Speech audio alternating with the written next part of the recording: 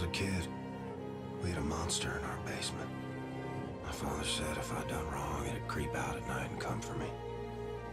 I tried to do no wrong, but the monster came all the same.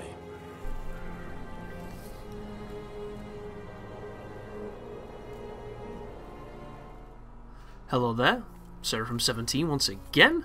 This is my Wolfenstein The Old Blood Uber difficulty video walkthrough. This is the prelude, and there are a couple of things I need to address with this walkthrough so that you can understand exactly what it is you're getting into and what you're about to watch. So, this is kind of like a standalone DLC for Wolfenstein The New Order. It shares a hell of a lot of the mechanics, shares more than that, it shares almost everything with that game, with a couple of spicy new additions. However, it isn't a fully fledged new game, it is a 6 to 8 hour campaign, which is comparable to the last one, but just size and scope wise, it's much more reserved. And the reason for that is this is half the price of the other game, it is a budget release, and it is a developer by the name of, is it Machine Games, I think the title is, that have used their engine, used the tech that they made to make Wolfenstein, and they've gone ahead and they've utilised it to create something interesting, a la what the Far Cry team did with Blood Dragon, and I think it's a fantastic piece of content, and this is the walkthrough for it on the hardest difficulty. So I'm going to be trimming out all unnecessary moments because there is a lot of committing to first person in this game where you will be CJ Blazkowicz, you will be talking, listening, doing expositional narrative things that are really interesting and cool touches that I like a lot, but they don't really serve the purpose of me trying to help you through the game. So alas, I'm going to be removing those. Everything else is going to be in here, folks. This is from a new game, so it means I do not have any of the perks inherited from a playthrough. If you want to, you can do that with the perks that you've got. It doesn't make as much difference as it would in the previous game, but of course, you do have the opportunity to have a little bit more life and a little bit more armor if you've played before. We'll not be doing that, so that's not the case. And then right now, you're watching me play through one of the bonus nightmare levels, which are throwbacks to the original Wolfenstein 3D, and I think they are boring as shit. I don't like them. It's funny I should say that, because this is where first-person shooters really came from, so you have to show a certain type of respect for it. It's just I think that these are far too long. There is no brevity in any of these Wolfenstein throwback missions except for the final one, and all the other ones go on for far too long, and they're actually pretty difficult if you don't know how to do them.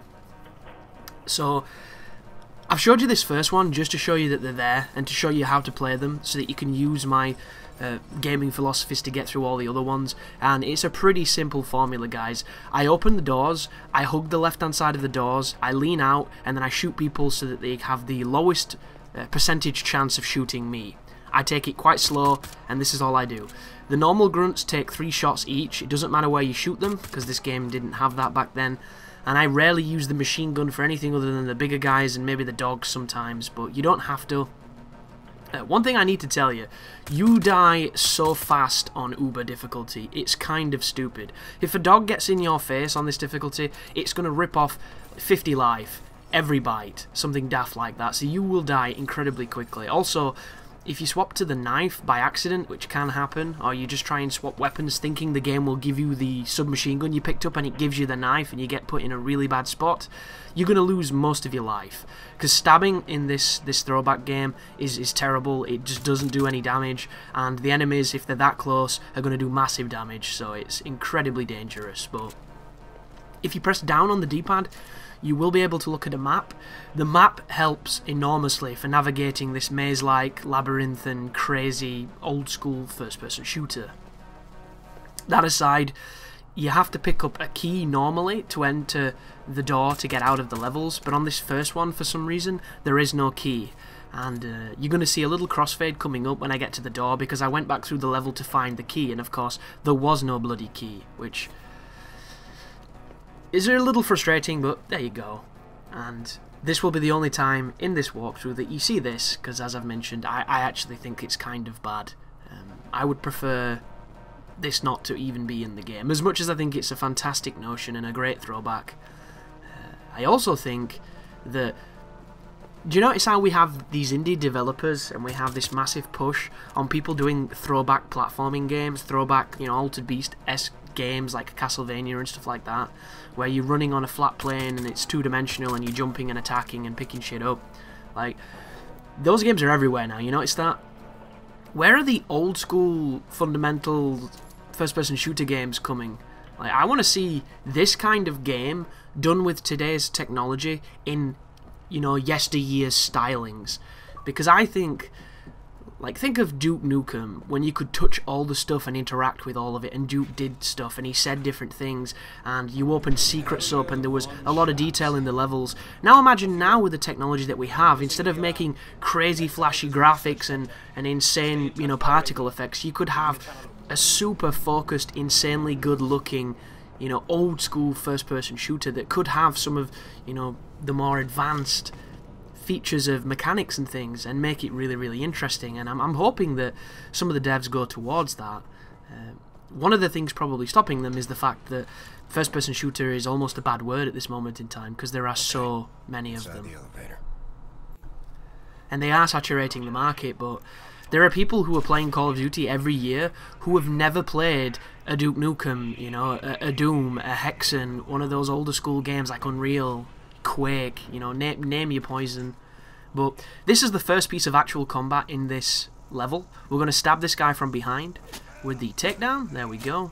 You are not invincible during takedown, so do not think it gives you immunity. You will take massive damage every time.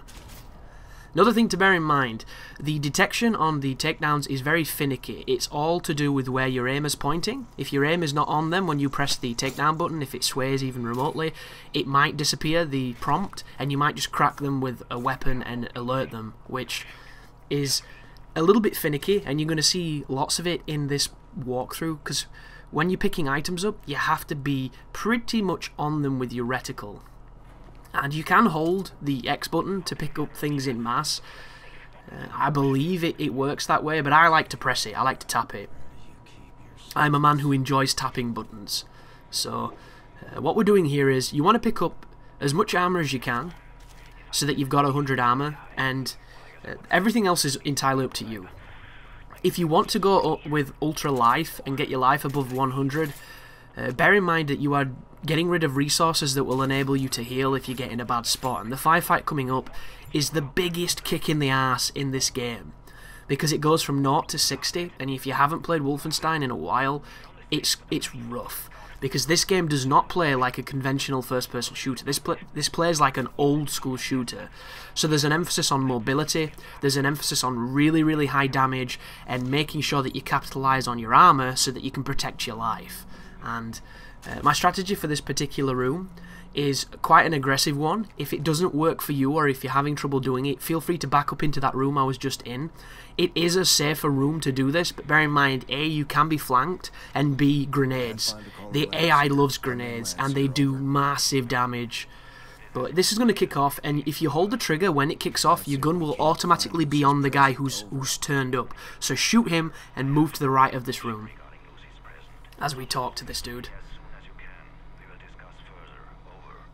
Roger. Pathfinder. So there that was. Right, hold trigger. See what I mean? Your gun automatically puts it on his face, and then you can blow his head off. And if you stay near this piece of cover that I'm at now, and you flank left and right, you can kill them across the room as they land. And if you look to your right on the balcony, if they're flanking you, that's the only place they can shoot you from. And a lot of the times they're trying to move around that cover to get down into the floor. And the reason that this works in the way that I'm showing right now, which is quite comfortable at this point, but it does get a little bit more hectic, is the AI will not drop off the balcony where you are, except for that first guy, and maybe one or two randomly. For the most, their thought procedure will be to flank round the room and drop on the other side. So if you put that cabinet between yourself and the balcony and you shoot across this room, you're negating all their options to do damage. It gets a little bit more tricky when they're on the ground floor because the AI moves very fast, they're erratic. They're not the smartest AI, as he just proved, but they make up with it with good aim and incredible damage. So don't forget to tilt. Tilting is definitely going to help you out here. However, it's not infallible because bullets go through cover. But I actually think that this game was toned down compared to the New Order. If anybody played that game, There's a couple of aspects where you don't die half as quickly as you did on that in certain situations, and a great one is the shotgun heavies. The shotgun heavy on the New Order, if he shoots you, like, say goodnight to your life, on this, it's not the same. They've definitely gone in and made him a lot more fair. And another thing as well is, when you shoot that character, he flinches a lot easier. So you can keep him in kind of like a perma-stun situation, where he can't get a shot off on you, and it makes him a lot more fair. And I don't believe it was like that in the New Order, so anybody who struggled with that last version of Wolfenstein, I think you've got enough experience now that you'll have a lot more fun with the Old Blood. Because I know I did, and outside of situations where I set off an alarm and I had to restart, or, you know, I got too close to a heavy because I was trying to run past him or something, I didn't really die when I played this game. I died on the last boss once, which is up on YouTube for you to see, and it gave me a great strategy that worked on him on the second time. Where else did I die? I think I died from a pitfall, but it doesn't kill you. On the bridge, right, that's... Aside from the bridge, that was probably the only time I died. And the reason I died on the bridge is because there is a dog creature from the main game who kills you insanely quickly. But luckily enough, I've got a great strategy for that, so let's continue on this.